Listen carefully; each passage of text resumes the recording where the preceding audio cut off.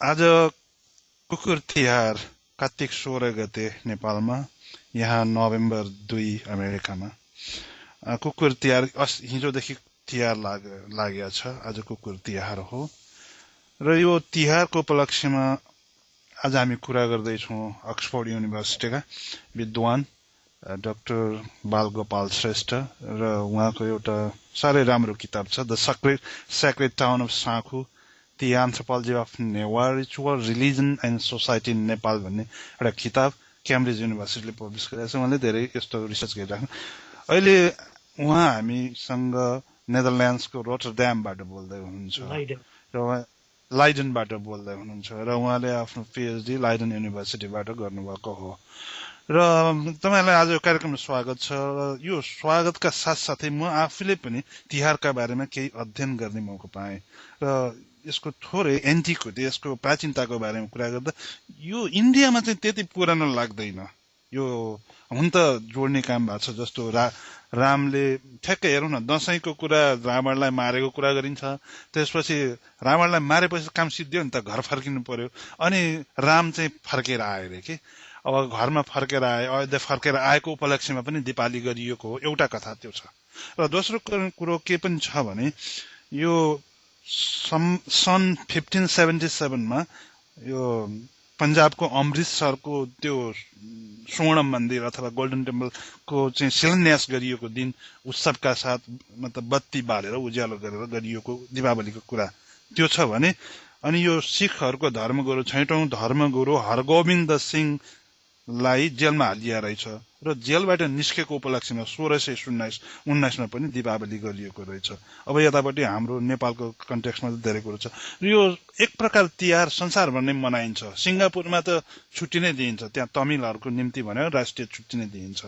America, Europe अथवा Thailand यो जति पनि छ नि एसियन कन्ट्रिजहरूमा सबैतिर तिहार मनाइन्छ र तिहारको यो यत्रो मतलब महत्व छ। आज यस उपलक्ष्यमा हामी कुरा गर्दैछौँ डाक्टर बाल गोपाल श्रेष्ठसँग र उहाँले एउटा लेख लेख्नुभयो, एउटा पेपर छ उहाँको, the Swanti festival, victory over death and the renewal of the ritual cycle in Nepal.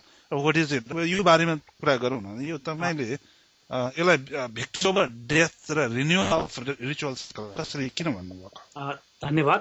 सबभन्दा पहिले यो नेपालीहरूको र तपाईले भने जस्तै संसारभरिकै फैलिरहेका नेपाली र साथै इन्डियनहरूको ठुलो पर्व। हामी नेवारहरूले यसलाई स्वान्ति भन्छौँ, तर हाम्रो देशमा तिहार र दीपावली भन्ने पनि चलन छ र यसको उपलक्ष्यमा शुभकामना टक्राउन चाहन्छु। र त्यसको साथै हाम्रो नेपालमा अर्को एउटा विशेष पर्व पनि हो। यो हाम्रो देशकै नाममा रहेको एउटा नेपाल सम्वतको नयाँ साल फेरिने पर्व पनि यही बेला पर्छ र यसको उपलक्ष्यमा पनि सबैलाई मेरो शुभकामना छ। त्यसो भन्नुहुन्छ नुदया भिन्तुना, यसरी नै कुरा गरौँ न। हजुर, यस, वाइ नट। एउटा कुरो त्यो अर्थ नेपालीमा नयाँ वर्षको शुभकामना। हजुर, त्यो नेवार भाषामा अथवा नेवा भाषामा अथवा नेवामी पनि भन्न थालिहाल्छ, नेपामी अथवा तपाईँको त्यो। हजुर, यो नुदया भिन्तुनाको कुरा गर्दाखेरि मैले कतै अध्ययन गर्ने मौका पाएको थिएँ। अक्टोबर 20, 1879 देखि सुरु भएको रहेछ। भनिसकेपछि अहिले 1134 लाग्दैछ। अब यो लाग्दैछ भोलिदेखि, पर्सिदेखि, राइट। त त्यो नववर्षको शुभकामना। हजुर, अब कुरा गरौँ त त्यही तपाईँले स्वान्तिकै बारेमा। यो लेखमा मैले खास हाम्रो नेवार समुदायमा स्वान्ति फेस्टिभल, यो तिहार चाहिँ कसरी मनाइन्छ भन्ने कुराको विश्लेषण गरेको छु।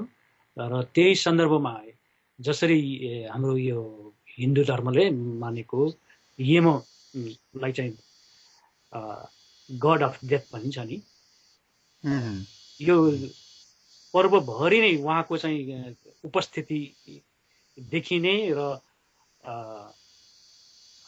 यो खास गरी भाइ टिकाको दिनमा चाहिँ दिदी बहिनीहरूले आफ्नो मर्न लागेको दाइको चाहिँ आयुको चाहिँ कामना गर्ने भएकोले यमले सुत्दा पनि आफ्नो कार्य छोडेर आयु दान दिने किसिमको चाहिँ पर्वको रूपमा यसलाई लिएकोले गर्दाखेरि मैले भिक्टोरी ओभर डेथ भनेर यसलाई टाइटल। ओके, यसो मतलब मर्न लाग्यो भन्नुभन्दा पनि लामो आयुका निम्ति, दीर्घायुका निम्ति। अनि अर्को renewal of the ritual cycle in Nepal भनेर किन भनेको भनेदेखि अब यही बेला नेपाल सम्वतको नयाँ वर्ष पनि सुरु हुन्छ। अब नेपालको सन्दर्भमा भनौँ भनेदेखि सम्पूर्ण चाडपर्व, रीतिरिवाजहरू, जात्रा पर्वहरू र यो जन्म जयन्ती, जन्मदिन मनाउनेदेखि लिएर कोही मृत्यु हुँदाखेरि श्राद्ध गर्ने सबै कुराहरू पनि हाम्रो लुनार क्यालेन्डरको आधारमा चलिआएको छ। र यो हिसाबले नेपाल सम्वतको महत्त्व चाहिँ अहिलेसम्मै रहिरहेको छ। हुन त हाम्रो देशमा अफिसियली विक्रम सम्वत चलाउने गरेको छ भारतबाट आयातित गरेर, तर त्यो विक्रम सम्वत अफिसियल्ली यसरी चलाइरहेको भए तापनि नेपालीहरूको चाहिँ सांस्कृतिक जीवनमा त्यसको प्रभाव अहिलेसम्म पनि खासै भएको देखिँदैन, किनभनेदेखि सबै कुरा त हाम्रो यो लुनार क्यालेन्डरकै आधारमा चलिरहेको छ। यो कारणले हजुर हजुर हजुर डाक्टर साहब त्यहाँ रोकौँ है त तपाईँलाई, त्यहाँ रोकेर कुरा गर्नु। तपाईँले जुन लुनार क्यालेन्डरको कुरा गर्नु भने विक्रम सम्वतको कुरो, गुजरातमा पनि विक्रम क्यालेन्डर मनाइन्छ र त्यहाँ पनि नयाँ वर्ष सुरु हुन्छ पर्सिदेखि, मार्गशीर्ष 1 देखि। र यो कुरो यसको मतलब नेपालमा मात्र नेपाल सम्वतको कुरो आएन, इन्डियाको कतिपय यो लुनार क्यालेन्डरमा चाहिँ दुई किसिमको छ। एउटा चाहिँ आमन्तकलाई चाहिँ मान्ने र अर्को चाहिँ पूर्णमान्तकलाई मान्ने। अब यो आमन्त मान्नेहरूले चाहिँ धेरै जसो इन्डियामा र नेपालमा चाहिँ यो कार्तिक महिनामा वर्ष चेन्ज गर्ने नयाँ वर्ष मान्ने प्रचलन छ। गुजरातमा पनि त्यही अनुरूप र इन्डियाको अरू धेरै ठाउँमा पनि मेरो विचारमा यो यही बेला नयाँ वर्ष मनाउने गर्छ। चलेको धेरै समयदेखि नै हो। हजुर, अब त्यहाँ एकछिन तपाईँलाई यो हिन्दू क्यालेन्डर भनिएको छ, Hindu new year day in Gujarat भनेर पनि लेखिएको छ र त्यो कथालाई महाभारतसँग जोडिएको छ।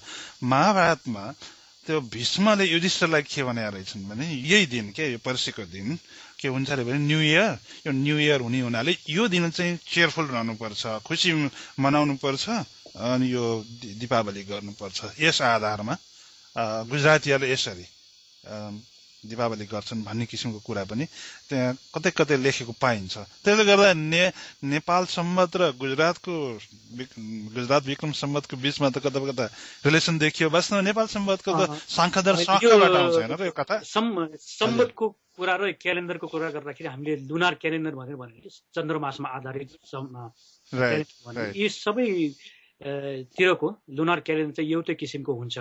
अलिअलि फरक त छ नेपाल र इन्डियामा, तर बेसिक प्रिन्सिपल चाहिँ एउटै हो। अनि यो नेपालमा चाहिँ यो जुन यो वर्ष फेरिने समय र त्यहाँ फेरिने समय आमन्तक मन्थ भएको त्यही बेला आएको हो। हजुर, यो त मतलब कस्तो लाग्यो भने मिल्न गए जस्तो लाग्यो नि वास्तवमा। त नेपालसम्म मैले भन्न खोजेको यो नेपालमा यो पर्व पूजा भनेर हामी मनाउँछौँ। विशेष गरी नेवारहरूको एउटा युनिक जस्तो अहिले भएको छ, अरू कसैले मनाउने महा पूजा यो नयाँ वर्षको दिन मनाउँछ। अनि यो नयाँ वर्ष फेरिने दिन त्यही दिन परेकोले चाहिँ यो नेपाल सम्वत र नयाँ यो महा पूजाको यो तिहारको एउटै किसिमले लिने गरेको छ। तर नेपालमा चाहिँ नयाँ यो नेपाल सम्वत सुरु हुनुभन्दा धेरै शताब्दी अगाडिदेखि नै नेवारहरू अथवा त्यो बेलाको नेपालको बासिन्दाहरूले महा पूजा अथवा चाहिँ आत्मपूजा गर्न प्रचलन थालेको थियो। अब विद्वानहरूको भनाइ के छ भनेदेखि यो धेरै जसो नेपालको चाहिँ पर्वहरू वास्तवमा पहिले इन्डियामा चलेका चाडपर्वहरू त्यहाँ हराइसकेर पनि नेपालमा चाहिँ आएको भन्ने छ। सायद यो तिहारमा जुन यो महा पूजा आत्मपूजा गर्ने प्रचलन पनि यो बलिराजाले पूजा गर्ने चलन इन्डियाबाटै आएको पनि हुन सक्छ। यसमा त फरक मत राख्न चाहन्छु म। इन्डियन मिथोलोजीहरूमा यो कुरो देखिँदैन, मैले चाहिँ पाएको छैन। र केही रिसर्च पेपरहरू अध्ययन गरेँ मैले पनि, भनौँ न इन्डियन राइटर्सहरूको मतलब गुरुजीहरूको अब स्वामीहरूका यस्ता लेखहरू केही पढ्दाखेरि त्यो तिहारको सन्दर्भमा चाहिँ यो कुरा कहीँ पनि मेन्सन भएको पाइएन। बलिराजालाई उ गरिएको पाइएन। तर एउटा कुरो चाहिँ हो, यो नरके चतुर्दशी पनि भन्छ पर्सि। त्यो नरके चतुर्दशी भनेको चाहिँ नरकासुरलाई मारिएको। राइट, आज यो त्यो चाहिँ नरकासुरलाई विष्णुले मारेको। त्यो चाहिँ केमा फेरि जान्छ भने वामन अवतारसँग जोडिन्छ क्या। हिन्दू मिथोलोजीमा 10 इन्कार्नेसन मध्येमा वामन अवतार छ। त्यो वामन अवतारले तपाईँ यो बलिहाङको कुरा आउँछ, हाम्रो नेपालमा चाहिँ बलिहाङको कुरा, त्यो कुरा नि गरौँला। तर यहाँ तपाईँको यो लेखमा तपाईँको वामन अवतारलाई चाहिँ पूजा गर्ने कुरा चाहिँ यो मानदेवको शिलालेख चाङ्गुनारायणमा जुन भेटेको छ त्यहाँ पनि उल्लेख भएको छ। यो चाहिँ वामन अवतार, राइट, त्यो छ। लिच्छवीकालीन अभिलेखमा यो कुराहरू उल्लेख भएको छ। भनेपछि चाङ्गुनारायणको भनिसकेपछि मानदेवको पाला करिब यो नेपाल सम्वत सुरु हुनुभन्दा 400 वर्ष भने 5औं शताब्दी विक्रम सम्वतको कुरा हो। 5th सेन्चुरीमा पर्छ, 1500 वर्षको कुरा अगाडिको कुरा हो।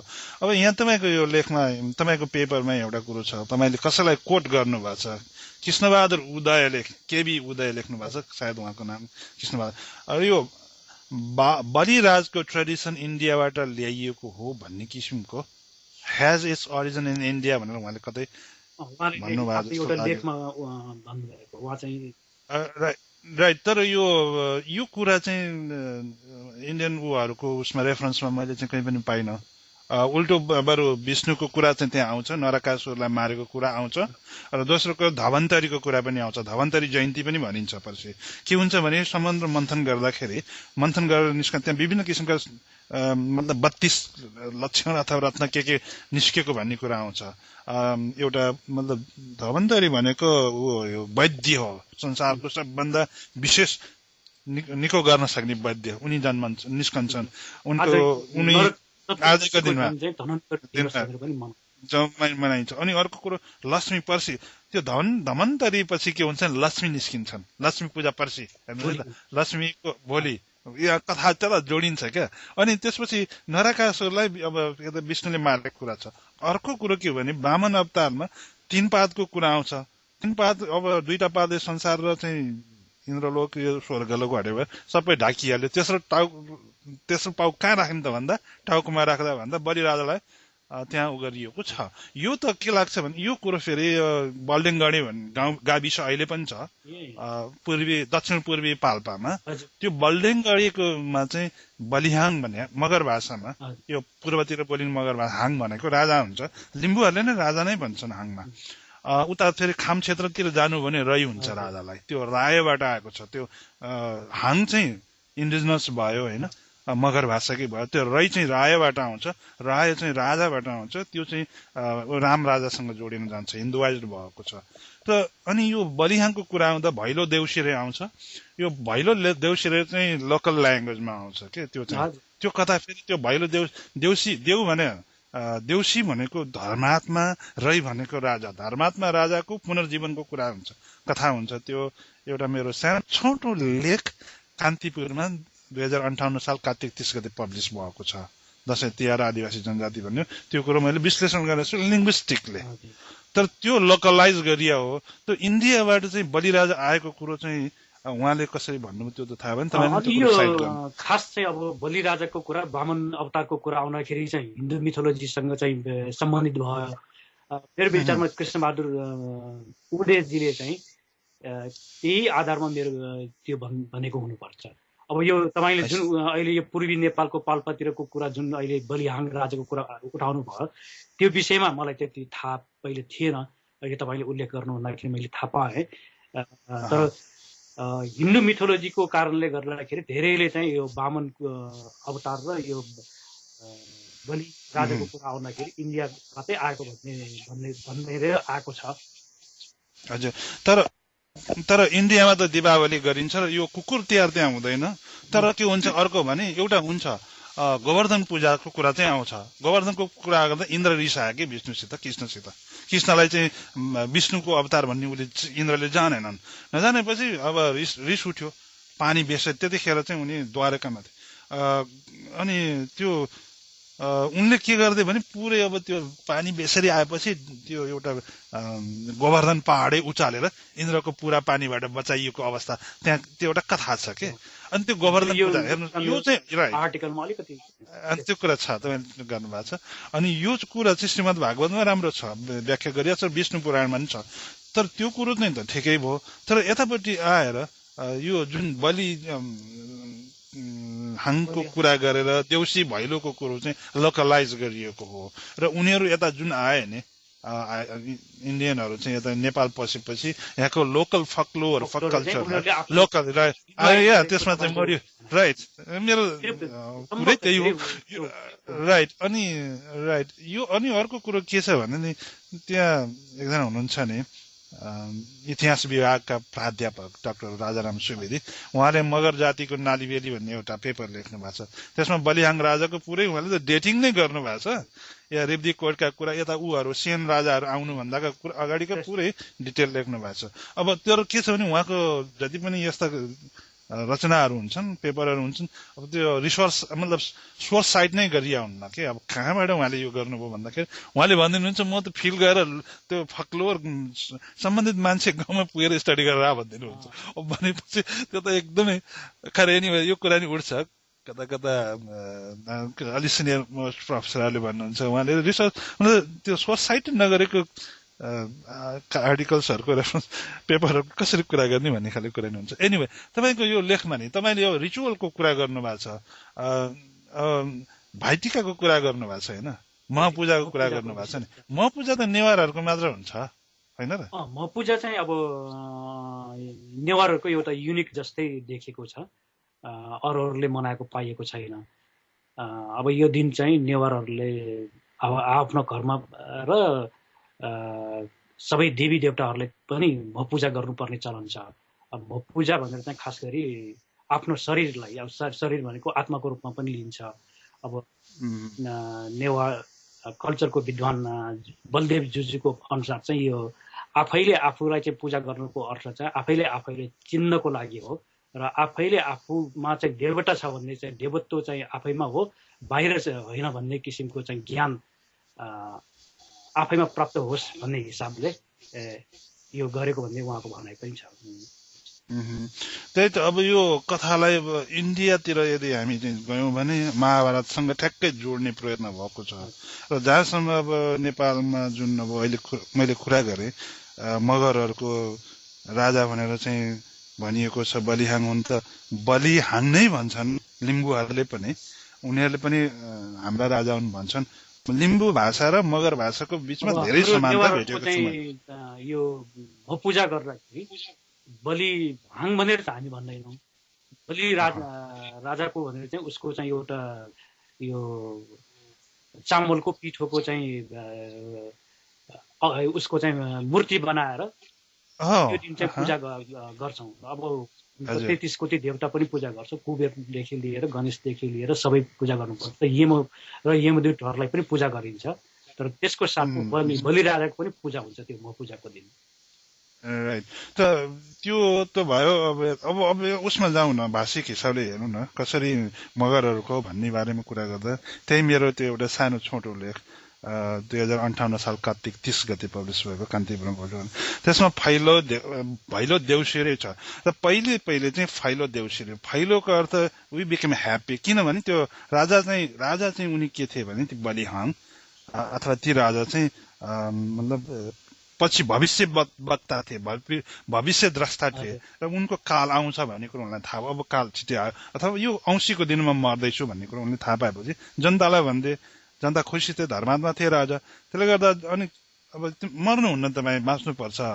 भनेर चाहिँ जनताले भन्दा उपाय के छ त भनेर सोद्धाखेरि रातभरि तिमीहरू जागराम बसेर भजन कीर्तन गरेर बत्ती बालेर गर्यौ भने यमराजहरू चाहिँ आइ थपिदिन सक्छन् भनेर भन्दाखेरि जनताले पुरा घर लिपिपोती गरेर अनि रातैभरि के गर्यो भने दीपावली गरिसकेपछि अनि त्यसपछि राति ठ्याक्क मध्यरातको 12 बजे उनी बिरामी छन् के अरे मरे मरेपछि अनि त्यसपछि त्यो जनताले के गर्न थाल्यो भने बत्ती बालेर भजन कीर्तन गर्न थाले। राजाका चाहिँ पुनर्जीवन दान दिनुहोस् याद भनेर भन्दा जब कुखुराको भाले चाहिँ भास्यो राजा बिउते। त्यसपछि उनीहरूले भने फाइलो देउसी रे, र देउसीको अर्थ धर्मात्मा रहीको राजा फाइलो देउसी रे। हामी खुसी भयौँ, राजाको पुनर्जीवन प्राप्त भएकोमा हामी खुसी भयौँ। यो चाहिँ मगर भाषामा यसरी व्याख्या गरियो। यो कुरो मेरो मात्र विश्लेषण होइन, इमान सिंह चेम्जोङको the history of Kirat people of Nepal भन्नेमा त्यहाँ पनि छ। त उहाँले चाहिँ अब यही कुरा भन्नुभएको छ, तर उहाँले मगरको यो बलिहाङको चाहिँ दिन चाहिँ उहाँलाई चाहिँ मान्ने त्यसो जस्तै खेल्ने चलन चाहिँ भएको मलाई थाहा छ। तर काठमाडौँ भ्यालीमा चाहिँ अब नेवारहरूको बीचमा चाहिँ यो कुरा चाहिँ थिएन पहिले।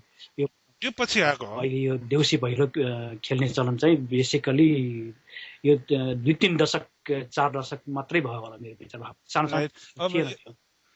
यसलाई पनि एउटा फेसनको रूपमा डेभलप गरिएको छ अहिले त। के भने यो वास्तवमा नै भएकोले देउसी भैलोको चलन चाहिँ अहिले चाहिँ व्यापक भएको छ। राइट। यो कुरो अलिकति अब हुन त हिजो अस्ति मात्र पनि कसैले मलाई सोध्दै थियो होइन, या अर्को पश्चिमतिर पनि यस्तै रहेछ, त्यहाँ छुट्टै कथा छ, त्यहाँ पनि यो बलिहाङको कुरा आउँछ भन्ने खाले। फोकलोर उताको चाहिँ पूर्वको सुनाउनु भयो, पश्चिमको सुनाउनु भयो, मेरो लागि पनि नयाँ थियो यो। धेरै इन्ट्रेस्टिङ कथा लाग्यो है। त्यो लिङ्ग्विस्टिकले है, त्यो हिस्टोरिकल लिङ्ग्विस्टिक उसमा चाहिँ त्यसको आधारमा मात्र विश्लेषण गरे हो त्यो चाहिँ। तर जहाँसम्म यो तपाईँहरूको नेवारहरूले अलिकति फरक तरिकाले म पूजा गर्ने होइन, यी अलिक फरक लाग्यो हुनाले, र दोस्रो कुरो तपाईँले यो बारेमा लेख्नु भएको छ अनि त्यसै हुनाले आज यो पनि कुरा गरौँ भनेर। वास्तवमा यो वामन अवतारसँग जोडिएको कथा कुरै गर्ने भने त्यहाँका जति पनि थिए नि लोक सामन्त भनौँ। फोकलोरहरू भनेको चाहिँ कस्तो हुन्छ भनेदेखि कुनै बेला त्यो नयाँ कुराहरू पनि यसमा थपिँदै जान पनि सक्छ, पुरानो हराएको पनि हुन सक्छ, धेरै कुरा हुन सक्छ मेरो विचारमा। त्यही त यही छ। अब अलिकति अब सबैले आफ्नो बनाउँछन्। अब यहाँ के छ भने यता पश्चिमतिरको कुरा आउँदा अब बलिराजा पठाएको कुरा गर्दाखेरि त्यहाँ एकजनाले चाहिँ लेखेका कुरा, यहाँ कर्णालीका बालराजा काशीराम भनिएको छ। अब त्यहाँ दुईटा नाम आयो, एक त बालराजा, अर्को काशीरामले चाहिँ यो भेरी अञ्चलमा चाहिँ बालराज काशीराम भारत मौखिक महाकाव्य छ अरे, त्यहाँ पनि यो कुरा आएको छ। यसको अर्थ सबैले आफ्नो ढङ्गले यसलाई चाहिँ गरे जस्तो लाग्यो, लोकलाइज जस्तो लाग्यो, जान्छ। राइट।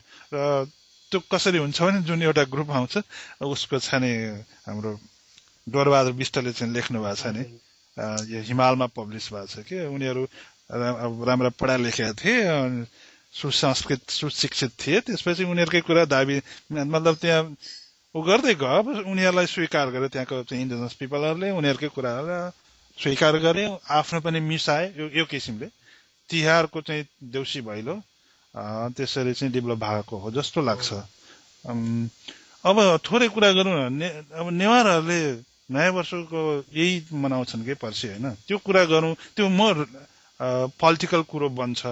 हिजो अस्ति मात्र कुरा गर्नुभयो एकजना हाम्रै साथी हुनुहुन्छ नि, दयारत्न साक्य, काठमाडौँ हुनुहुन्छ आजकल, र उहाँले भन्नुभयो म त यहाँ चुनाव हेर्न लागि यता आएको छु, यता हुनुहुन्छ नि अरेगनमा हुनुहुन्छ उहाँ होइन, अरेगनबाट उता जानुभएको छ।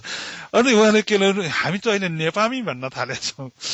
बाबा नेपामी, ल यता पनि कुरा गऱ्यो नेवारहरूले अब त्यो एक त नुदया भिन्चना भन्छन्, नुदया भनेर उहाँले थालेको चाहिँ होइन, यो नेपामी भन्ने चलन चाहिँ पहिलेदेखिकै चलन हो। नेवारहरूको आफ्नो आफूले भन्दाखेरि आफूलाई चाहिँ नेपाली भन्दैन कि हामी नेपामी नै भन्छौँ। ओके, त त्यो पनि नेवामी भनेर चाहिँ उहाँले दयारत्नजीको कुरा गर्नु भने उहाँले आफ्नो के भन्छ सबलाई आफ्नो नाममा टाइटल नै नेवामी भनेर पनि कहिले काहीँ राख्नुहुन्छ, लेख्नुहुन्छ। ओके, ठिक छ। त्यसमा त कुरा मेरो नेवाको अर्थ त नेवा शब्द त नेपालबाटै बनेको शब्द भयो। एक्ज्याक्टली, यस। त्यो कुरा गर्नुहुन्छ भने त समुद्रगुप्तको अलाहाबादको मतलब इन्स्क्रिप्सनमा, त्यो पिलर इन्स्क्रिप्सनमा त्यहाँ नेपाल छ नि त, त्यसलाई जानु पर्यो नि त्यहाँ। त्यो चाहिँ के 373 373 No, 337 to 335 to 373 ADBs को त्यो समुद्रगुप्तको त्यो अलाहाबाद फिलरको इन्स्क्रिप्सनमा नेपाल छ। अर्को कुरो नेपाल र नेवाल यसको हिस्टोरिकल लिङ्ग्विस्टिक्सको आधारमा कुरा गर्ने हो भने यो नेपामी भनेको त रेडिकल लाग्छ। यो नेपामी भनेको चाहिँ रेडिकल होइन। अहिले पनि सबै नेवारहरूले नेपामी नै भन्छ।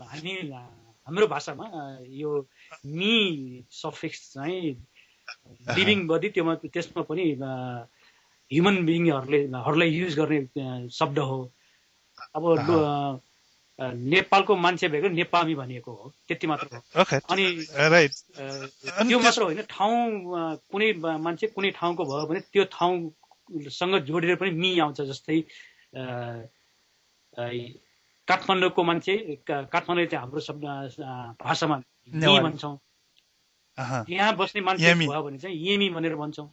साँखुको मान्छेलाई चाहिँ साँखु भनेको सको भयो, त्यहाँको मान्छेले चाहिँ सकोमी भन्छ। अब यो अहिले समय प्रचलित भाषाकै शब्द हो त्यो मी भन्छ। त्यसो पाटनको यलमी हुन्छ, यलमी पनि भन्छ। कहिलेकाहीँ अब त्यो मी सफिक्स नराख्न पनि सक्छ, येले मात्र पनि भन्न सक्छौँ, खोपे मात्र पनि भनिन्छ। तर मी जोड्ने चाहिँ चलन यो चाहिँ छ अहिलेसम्म।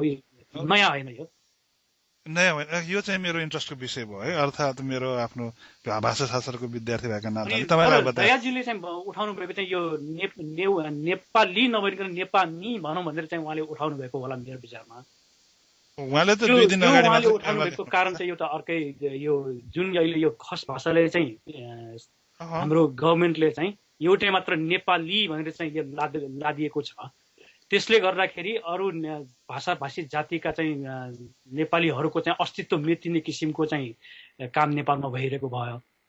त्यो सन्दर्भमा नेपाली शब्दलाई चाहिँ प्रयोग नगर्ने हिसाबले उहाँले त्यो भन्नुभएको होला। उहाँले चाहिँ नेपाली शब्द कि त भाषाको लागि मात्र प्रयोग, नेपाली खस भाषाको लागि मात्र प्रयोग गर्नु भएन, सबै भाषालाई चाहिँ नेपाली भन्नु पर्यो भन्ने भनाइ हो।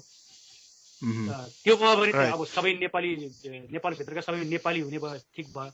तर खस भाषाले मात्र नेपाली भनिएको र अरूलाई चाहिँ नेपाली नभनेको सन्दर्भमा सबैले चाहिँ नेपाली भन्दाखेरि अब भाषाको कुरा आउँदाखेरि त खस भाषा मात्र हुने भयो, अनि नेपाली भन्नासाथ सबै हुने भयो। अब तपाईँ मगर भए पनि नेपाली, म नेवार भए पनि नेपाली, तर भाषाको कुरा आउँदाखेरि चाहिँ नेपाली कोही पनि भएन। उहाँले चाहिँ भन्नुभएको हो। तर ठिक छ, हजुर अब त्यो बारेमा नि कुरा गरौँ है त। उहाँले यो बारेमा त उहाँले हामीले कतै नेपाली ल्याङ्ग्वेज नेपामी भन्दाखेरि त्यसमा चाहिँ समस्तै नै हुन्छ, त्यो सबै नै आएको हुन्छ, नेवारलाई मात्र अथवा कसैले नेपाल हुन्छ। तर जसरी चाहिँ नेपाली भाषा भन्यो भने त अहिले अरू सबै एक्सक्लुड हुन्छ। राइट, त्यो बारेमा त्यही त मैले भने, म भाषाशास्त्रको विद्यार्थी भएको नाताले यहाँ जति पनि नेपालमा जति पनि आदिवासी जनजातिहरू छन् हिमाली भेगका, उनीहरूको सबै भाषामा यो मी शब्द आउँछ। त्यसले आँखा पनि जनाउँछ, मान्छे भन्ने पनि जनाउँछ। जस्तो ती दोलखामा थामी छन्, थाको अर्थ के हुन्छ भने कुनै एरियाको सेन्टर, मतलब त्यो एज हुन्छ क्या, किनारा हुन्छ, सेन्टरमा होइन किनारा हुन्छ। तिनीहरू बोर्डर साइडमा छन्। मी भने मान्छे, थामी भन्ने जाति, उनीहरूको बारेमा मैले पनि सानो एउटा स्टडी गर्ने मौका पाएको थिएँ। त्यसमा त यो उसले मार्क ट्युरीले त्यही अहिले अक्सफोर्डमा छन् के अरे अहिले, उनले बीबीसीबाट नि एउटा उ गरे। अनि अर्को कुरो नि मगर भाषामा मी आँखा पनि हुन्छ, मान्छे पनि हुन्छ, आगो पनि हुन्छ। नेवारीमा पनि त्यही हो। सबैमा जानु, सौकामा जानुहोस्, यता दार्चुलातिर त्यहाँ पनि जाने मौका पाएको थिएँ मैले 56 सालतिर। उनीहरूले पनि त्यही भन्छ, एज अ होल तामाङले पनि त्यही भन्छ, सबैले त्यही भन्छन्। त्यसले गर्दा त्यो मी चाहिँ नेवारीको मात्र भएन। दोस्रो कुरो के पनि हो भने नेपाल जुन छ नि, नेपालको त त्यो हिस्टोरिकल लिङ्ग्विस्टिक जुन इम्पोर्टेन्स छ नि, त्यसमा डिस्टर्बेन्सेस आउँछ। तपाईँहरूले यदि नेवामा मी थपिदिनु भयो र अब नेपाल सम्बत सँगसँगै त्यसलाई रेडिकलाइज गरिदिनु भयो भने भन्न मात्र के हुन्छ भने दयाजीको मेरो विचारमा उहाँले कसरी भन्नुभयो थाहा भएन, तर नेपामी भनेर हामीले अहिले जुन यो शब्द छ नि, यो त अहिले हामीले चलाइ नै रहेको शब्द भयो। ओके, ठिक छ। त्यो तपाईँले यसलाई नै अब सबैले चलाउनु पर्छ भन्न खोज्नु त अर्कै कुरा होला हैन। उहाँले त्यसले हामी अब अब तपाईँले पनि चलाउने, अरूले एक्सेप्ट गर्यो भने त अर्कै कुरा, तर जबरजस्ती कसैले यसलाई चाहिँ चलाउन खोज्दैमा चल्छ जस्तो पनि मलाई लाग्दैन।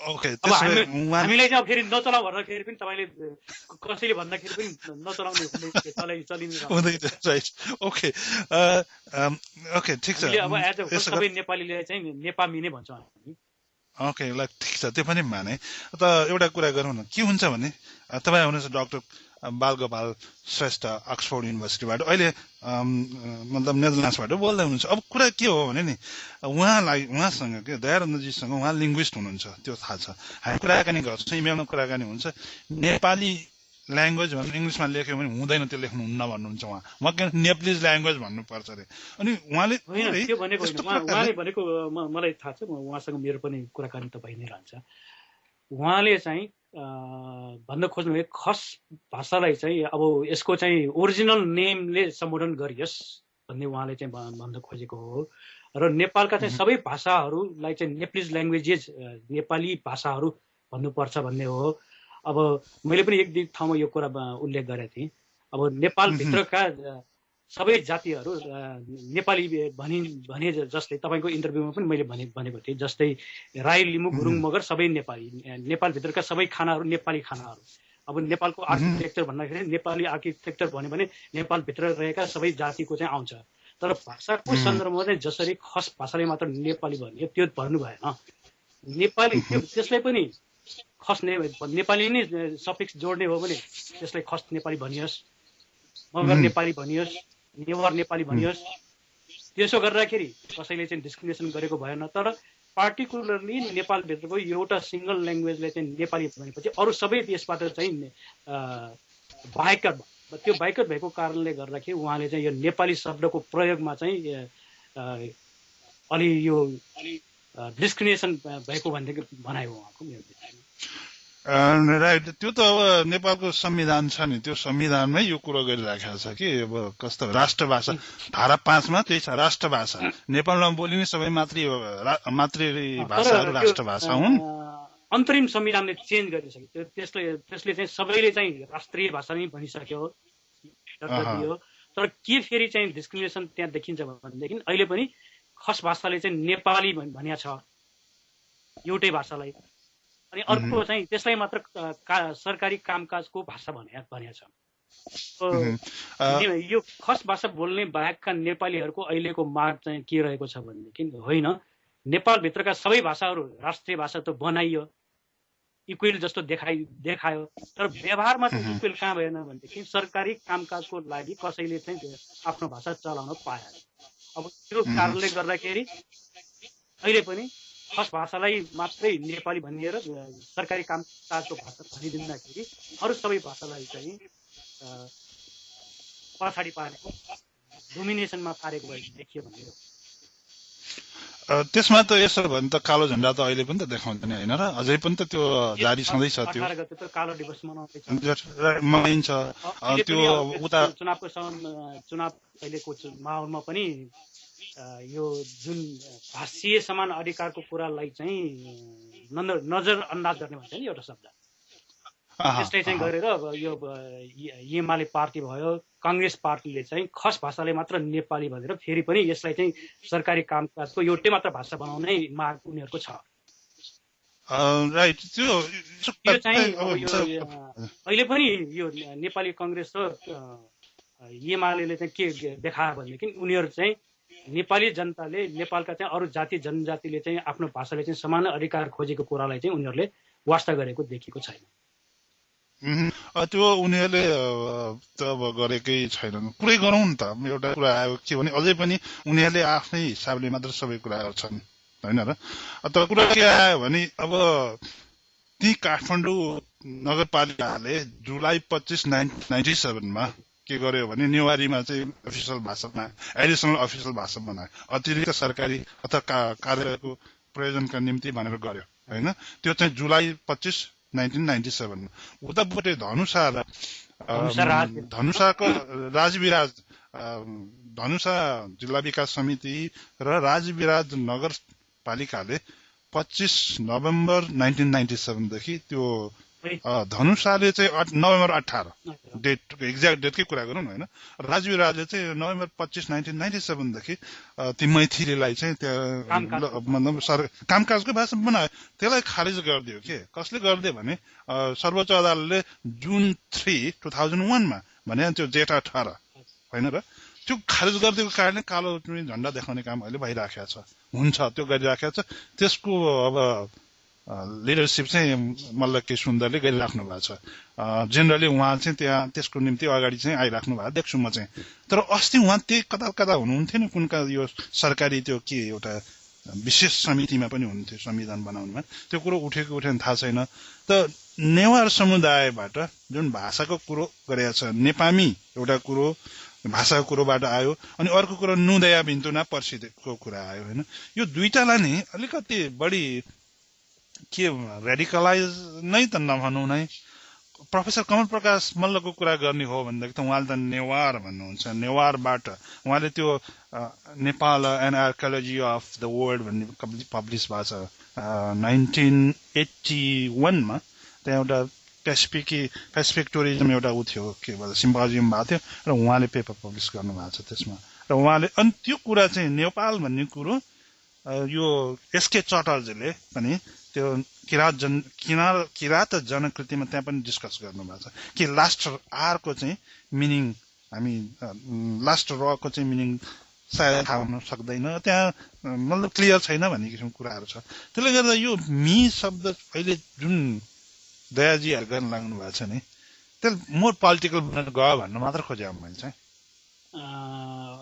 होइन उहाँले के सन्दर्भमा भन्नुभएको मलाई ठ्याक्कै त भएन थाहा भएन तर नेपामी भन्ने शब्द नेवारहरूले चाहिँ होल नेपालीहरूको लागि प्रयोग गर्ने शब्द हो ओके आफूलाई के भनेर गर्छन् त हामी अब हामी कोलोकियलमा चाहिँ हामी नेवा भन्छौँ यो नेवा भन्दाखेरि चाहिँ पर्टिकुलरली नेवार जातिको मात्र हुने गयो भनेदेखि नेपामी भन्यो भने चाहिँ होल नेपालीहरूको राइट त्यही त यो अन्तरिम संविधानको धारा 5 मा उपधारा 1 मा नेपालमा बोलिने सबै मातृभाषाहरू राष्ट्रभाषा भनेका छन् नेपाली देवनागरीमा लिपिमा लेखिने नेपाली भाषा सरकारी कामकाजको भाषा हुने भनेर पनि भनेको छ अब यस्तै छ कि अब यो नेपालमा यो जनजातिहरू यो मूलवासी अहिले त मूलवासी शब्द भन्ने पनि प्रयोगमा आएको छ त्यो मूलवासी शब्दको कुरा त्यो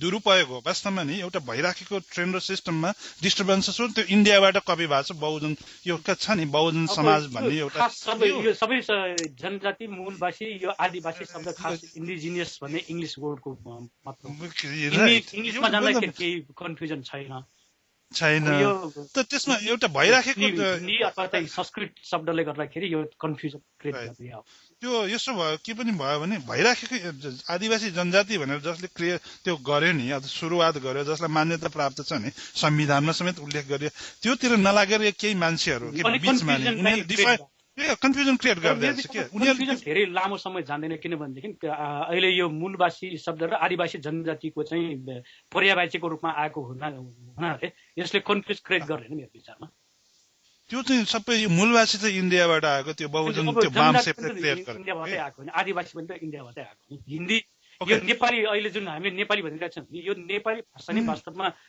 खस भाषा पहिले हामी भन्थ्यौँ यो त हिन्दीकै डाइलेक्ट हो नि त ठिक छ सबै लिएको छ अनि कहाँ हामीले त्यो हिन्दीको डाइलेक्ट चाहिँ होइन संस्कृत चाहिँ मतलब संस्कृतको एडभान्स फर्म हो नेपाली भाषा सबभन्दा अब मैथिली भन्दा पनि नेपाली त हिन्दी नजिक छ नि त त्यो त एकदमै हो त्यो आफ्नो ठाउँमा छ अर्को कुरो नि जुन यो मतलब मैथिलीको कुरा अथवा भनौँ न यो भाषाको कुरा गर्दाखेरि नि नेवार भाषाको कुरो ठिक छ पहिले त खस भाषा पनि भनिन्थ्यो अथवा गोर्खा भाषा भनिन्थ्यो होइन गोर्खाबाट पछि नेपाल भाषा बनाएको छन् उनीहरूले पद्म शमशेरकै पालामा यो अब यो गोर्खा भाषा प्रकाशन समिति भन्ने नै थियो नि राइट त्यसैले नेपाली भाषा प्रकाशन समिति बनाएको हो अब अहिलेसम्म तपाईँको चाहिँ गोर्खा पत्र नै छ प्रमाणको गोर्खा पत्र नेपाली पत्र भनेको छैन अहिले पनि राइट उहाँ हाम्रो दयाजीको कुरो चाहिँ के हो भने जुन नेवा छ नेवाबाट अथवा नेवारहरूले बोल्ने भाषालाई नै नेपाली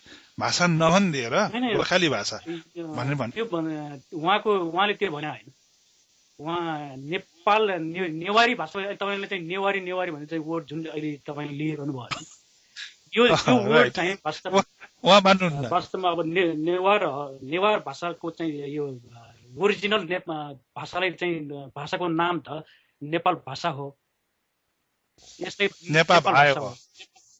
यसको अफिसियल नाम अब तपाईँको चाहिँ अब नेपाल सम्वत चलेदेखि अब 1100 वर्ष अवधिको भनौँ होइन त्यो अवधिको चाहिँ कुनै पनि शिलापत्रहरू हेर्नुहोस् यति लामो समय भनौँ न अब यस भाषा नेपाल भाषा भनेरै लेखेको छ सबै शिलापत्र ताम्रपत्र सबैमा राइट अनि यो भाषालाई चाहिँ अब ग्रेजुअली अब कुन शताब्दीमा आएर अब यो नेवार अथवा नेवारी भन्न थालेको त यो धेरै पनि भएको छैन पहिले नेवार भन्न थाल्यो अहिले नेवारी भन्न थाल्यो अनि अब हाम्रो माग चाहिँ के हो भने होइन यो हाम्रो जुन ओरिजिनल नेम हो त्यसैलाई चाहिँ कायम राखोस् भन्ने हो नेपाल भाषा भनोस् अब ठिक छ हुन त धेरै पहिले पनि यो कुरा गइ नै सकेको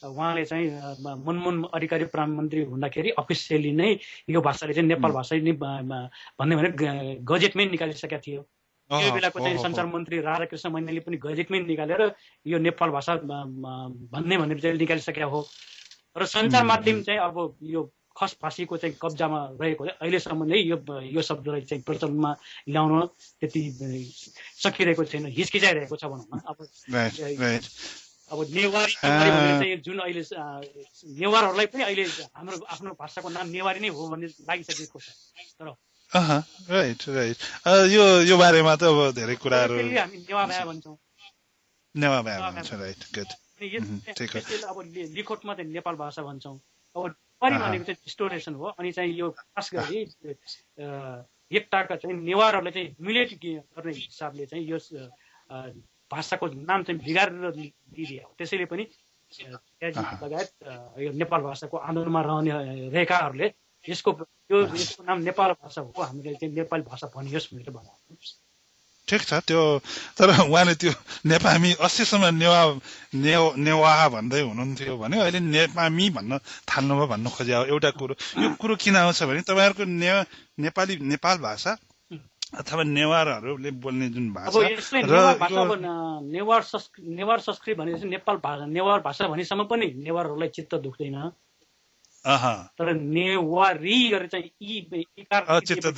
यो चाहिँ एक किसिमले हे दृष्टिले भनेको जस्तो दिन्छ त्यसो भन्दा यो कुरो उहाँले यो गरिराख्नुहुन्छ राइट यो बारेमा त्यो उहाँसँग कुरा भएको थियो अनि कुरा गरिन्छ भनेर मैले सोधेको थिएँ गर्दाखेरि यहाँ बिजुलीको समस्या छ म कमिट गर्न सक्दिनँ भन्नुभयो एउटा कुरो थियो दोस्रो कुरो नि अब पछि यो नयाँ वर्षको सुरुआत हुन्छ अनि नुदया भिन्तुना भनेर बाकायदा त्यो के हुन्छ भने मोटरसाइकल र्याली हुन्छ र अनि यो नेपामी अथवा नेवारहरूको नेपाल भाषाको कुरा उठ्छ यो तिहारको प्रसङ्गलाई यसरी चाहिँ त्यहाँ जोडिन आउँछ अलिकति पोलिटिकल बन्न गएला नयाँ वर्ष खास चाहिँ अब नेपाल सम्वतको कुरा तपाईँले गर्नु भएको हो अब यो नेपाल सम्वत सुरु भएको त 1134 वर्ष अगाडि सुरु भएको सुरुमा चाहिँ अब यो सम्वतलाई चाहिँ कुनै नाम राखेको थिएन सम्वत मात्र भनिन्थ्यो तर यो सम्वतको चाहिँ 140 वर्ष पुग्दाखेरि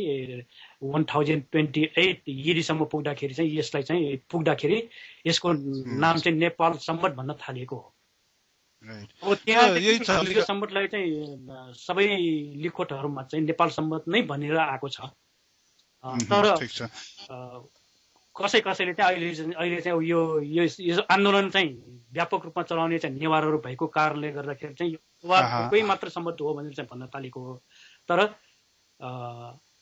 पोहोर त अब त्यो बेलाको चाहिँ प्रधानमन्त्री भनौँ न बाबुराम भट्टराई आफैले पनि यो चाहिँ नेवारहरूको मात्र सम्बन्ध होइन यो त नेपालको नाममा रहेको सम्बन्ध नेपालको आफ्नो माटोमा उठेको यो सम्बन्ध चाहिँ नेपाल सम्बन्ध सबैको नेपालीहरूको हो र विक्रम सम्वत चाहिँ जसरी चाहिँ अहिले नेपालमा चलिरहेको छ यो त नेपालको इतिहाससँग पनि जोडेको छैन नेपालमा बनेको पनि होइन इन्डियामा बनेको सम्वत इन्डियामा उत्पन्न सम्वत त्यहाँ पनि नचलाएको त्यहाँ पनि कहिल्यै राष्ट्रिय मान्यता नपाएको सम्वत राइट त्यही गुजरातमा विक्रम सम्वतको ठाउँमा यो अर्को सम्वतको कुरा गर्नु ओके स्वयंले पनि भनिसक्नु भयो नि त ओके ठिक छ तपाईँ त्यो नेपाल सम्बन्धको कुरा गर्नु म अर्को कुरा उठाउँ त कुरो फेरि अब आउँछ यो त्यो earliest copper plate of from Nepal भन्ने एउटा छ नि ऐश्वर्यधर शर्माको एउटा लेख इन्स्क्रिप्सन अफ नेपाल भनेर त्यसमा चाहिँ नेपाल सम्बन्ध लेखिया छ नेपाल सम्बन्ध 221 लेखिया छ अनि त्यो अक्षर पनि नेवारी भाषामा छ अथवा के लिपि रञ्जना लिपि टाइपको छ त्यसमा सोहब राणाको राइट त्यो बुझी लिपि ओके राइट अनि उहाँले यो कुरा गर्नु त्यसमा पनि नेपाल सम्बन्ध छ भन्न खोजेको ताम्रपत्र नेपालमा पाइएको सबभन्दा पुरानो ताम्रपत्र मध्येमा त्यहाँ पनि नेपाल सम्बन्ध छ त्यो चाहिँ विक्रम सम्बन्ध 1157 हुन्छ एटलिस्ट भनिसकेपछि यसको नेपाल सम्बन्धको इम्पोर्टेन्स छ भन्न खोजे हो कुरा त यो नै हो र एनिवे अब यहाँ त त्यस्तै छ पहिले व्यापक रूपमै चलेको थियो तिब्बतमा सुद्धा त्यो इन्डियामा सुद्धा पनि चलेको लिखित प्रमाण नै छ राइट त अब इभन अब पात्रोहरूमा पनि त नेपाल सम्बन्ध अझै पनि लेखिराखिया छ त्यो छँदैछ दोस्रो के पनि हो भने त्यही त अब 1769 पृथ्वीनारायण शाहले काठमाडौँ पुरा कब्जा गरिसकेपछि त्यही भयो के सबै कुरा नि पृथ्वीनारायण शाहले नेपाललाई चाहिँ जितिसकेर पनि नेपाल सम्बन्धको प्रचलन चाहिँ कायमै रहेको थियो इभन शाह किङहरूको चाहिँ इन्स्क्रिप्सनहरू अब मैले भन्नु पर्दाखेरि अब शाहकोमा मैले रिसर्च गरेकोले शाहकोभित्र पाएका सबै शाहकालीन अभिलेखहरूमा नेपाल सम्बन्ध उल्लेख नभएको कुनै पनि शिलापत्र पाउनुहुन्न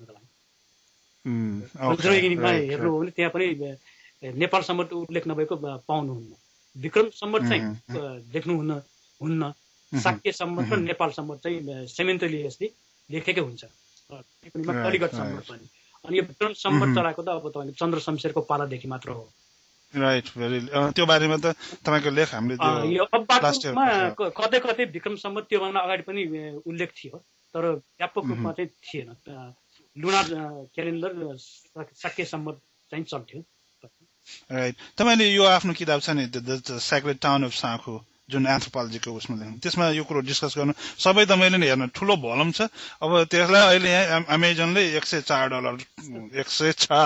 राखेको छ 149 यो निकै महँगो छ यो किताब हुन्छ अफिसमा किताब छ अलि सस्तो पारेको छ तर धेरै त्यति सस्तो त्यो पनि सस्तो छैन कहाँ छ $89 को कुरो छ इट्स नट चिप तर किताब राम्रो छ तपाईँले त्यो निकै तपाईँको त्यो किताब धेरै राम्रो क्याम्ब्रिजबाट पब्लिस हुनु यसै पनि खुसीको ठुलो कुरो छ यो र एनिवे आज हामीले धेरै कुरा गर्यौँ मूलत तिहारको बारेमा र अनि नेपाल सम्बन्धको बारेमा कुरा गर्न चाहेको टाइम दिनुभयो त्यस निम्ति तपाईँलाई धन्यवाद तपाईँसँग फेरि पनि हामी अरू विषयमा कुरा गर्दै गरिराखेका छौँ thank you for the time हजुर नमस्कार धन्यवाद यस्तो ठुलो अवसरमा तपाईँले चाहिँ मलाई कुरा गर्ने मौका दिनुभयो ठुलो अवसर मैले भन्न खोजेको नेपालीहरूको चाहिँ नयाँ वर्ष खास नेपाल देशकै नाममा रहेको नेपाल वर्षको चाहिँ नेपाल सम्बन्धको नयाँ वर्ष सुरु हुने बेलामा जुन यो कुराहरू गर्ने मौका दिनुभयो तपाईँलाई धेरै धन्यवाद र फेरि पनि नेपालीहरूको यो नयाँ वर्ष नेपाल सम्बन्धको 1134 को उपलक्ष्यमा